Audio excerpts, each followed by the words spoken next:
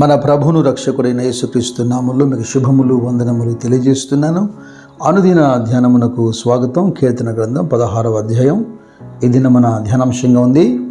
ప్రతి అధ్యాయంలోని అన్ని అంశాలను మీ యొక్క ముందుకు తీసుకురాలేకపోయినా మన జీవితానికి చాలా ఉపయోగకరంగా ఉన్నటువంటి ప్రాముఖ్యమైన సంగతులను మనం ధ్యానం చేస్తున్నాం. ఈ అధ్యాయంలో 4వ వచనంలో దావీదు అంటున్నాడు, యెహోవాను విడిచి వేరొకరిని అనుసరించు వారికి శ్రమలు విస్తరించును. వారు అర్పించు రక్తపానీయార్పణములు నేను అర్పింపను, వారి పేర్లు నా పెదవులను ఎత్తను. కొన్ని స్టేట్మెంట్స్ వినగానే మరి ప్రభువులో ఉన్నవారికి లేదా దేవుని అనుసరించే వారికి శ్రమలు కలగవా అన్న ప్రశ్నలు తలెత్తుతూ ఉంటాయి. ప్రభువే చాలా స్పష్టంగా యోహాను సువార్త 16వ అధ్యాయం 33వ వచనంలో చెప్పాడు కదా, నా యందు మీకు సమాధానం కలుగునట్లు ఈ మాటలు మీతో చెప్పుచున్నాను. లోకములో మీకు శ్రమ కలుగును, అయినను ధైర్యం తెచ్చుకున్నది, నేను లోకమును జయించి ఉన్నాను. నేను ఆ మాటకు వస్తే తనను అనుసరించే వారికి ప్రభు పలుమార్లు చెబుతూ వచ్చాడు, ఇదేం పూలబాటు కాదు, విశాల మార్గం కాదు, ఇది ఇరుకు మార్గము, ఇందులో ప్రవేశించడానికి మీరు పోరాడండి అన్నాడు. అద్భుతాలు, సూచక్రియలు లేదా ఆహారం పంచిపెట్టే విధానాన్ని చూసి వేల మంది ఆయనను అనుసరించేవారు చివరికి కేవలం 12 శిష్యులుగా ఎందుకు మిగిలిపోయారు? దేవుని పిల్లలకు శ్రమ కలగదని కాదు, కానీ యోబు అన్నట్టుగా 27వ అధ్యాయంలో భక్తిహీనునికి ఆధారం ఉండదు. అలాంటి వాడు బాధ కలిగినప్పుడు వాడు మొరపెట్టినా దేవుడు వారి మొరను ఆలకించడు. అటువాడు దేవునిలో ఆనందించలేడు. వాడు ప్రార్థించినా కూడా వాని మనసాక్షిలో జవాబు కలుగుతుందన్నటువంటి ధైర్యాన్ని వాడు కలిగి ఉండడు. మరి దేవుని పిల్లలకున్నటువంటి వాగ్దానం ఏంటి? కీర్తన 91లో అతను నన్ను ప్రేమించుచున్నాడు గనుక నేను అతన్ని తప్పించేదను, అతడు నా నామం ఎరిగినవాడు కనుక నేను అతన్ని గణపరిచేదను, అతడు నాకు మొరపెట్టగా నేను అతనికి ఉత్తరం ఇచ్చేదను, శ్రమలో నేను అతనికి తోడై ఉండేదను, అతన్ని విడిపించి అతన్ని గొప్ప చేసేదను.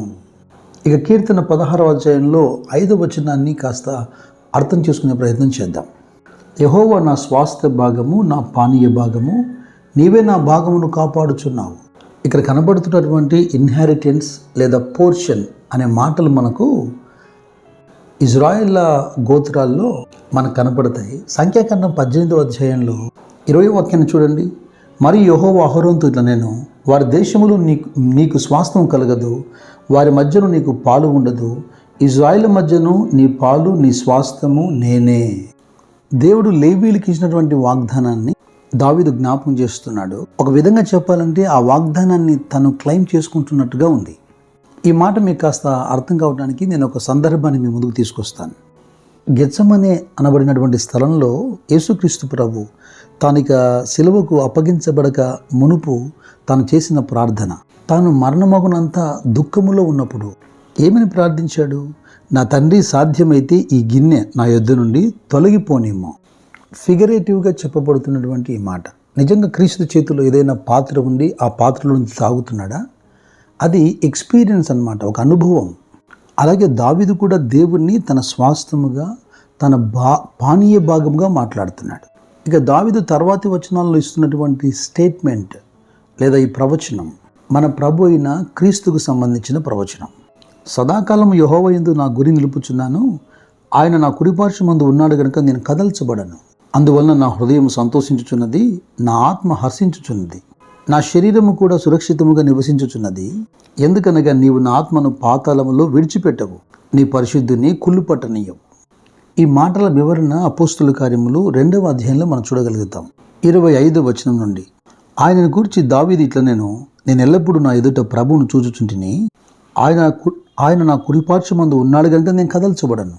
కావున నా హృదయం ఉల్లసించెను, నా నాలుక ఆనందించెను, మరియు నా శరీరం కూడా నిరీక్షణ కలిగి నిలకడగా ఉండను. నీవు నా ఆత్మను పాతాళంలో విడిచిపెట్టవు, నీ పరిశుద్ధుని కుళ్ళుపట్టనయ్యవు, నాకు జీవమార్గములు తెలిపితివి, నీ దర్శనం అనుగ్రహించి నన్ను ఉల్లాసముతో నింపెదవు. సహోదరులారా, మన మూల పురుషుడు దావీదు ఎవరిని గురించి సంగతులు మాట్లాడుతున్నాడు? అతడు మరణించాడు, అతని సమాధి కూడా నేటి వరకు మన మధ్యలోనే ఉంది. అయితే అతడు ప్రవక్త గనుక క్రీస్తు పాతాళములో విడవబడలేదని, ఆయన శరీరము కుళ్ళిపోలేదని దావీదు ముందుగా ఎరిగినవాడై క్రీస్తు యొక్క పునరుత్థాన దినాన్ని గురించి ప్రవచిస్తున్నాడు. క్రీస్తు యొక్క మరణ పునరుత్థానం గురించి ఎంతోమంది ప్రవక్తలు ప్రవచించారు. క్రీస్తు స్వయంగా తానే చెప్పాడు కదా, ఈ దేవాలయాన్ని పడగొట్టండి, తిరిగి 3వ దినాన దాన్ని నేను లేపుదునని. తన శరీరం గురించి తాను మాట్లాడాడు. అయితే 8వ వచనాన్ని మరోసారి గమనించండి. సదాకాలం యెహోవా యందు నా గురి నిలుపుచున్నాను, ఆయన నా కుడిపార్శ్వమందు ఉన్నాడు కనుక నేను కదల్చబడను. ఈ వాగ్దానాన్ని బహు స్పష్టంగా దావీదు జీవితంలో మనం చూడగలుగుతాం.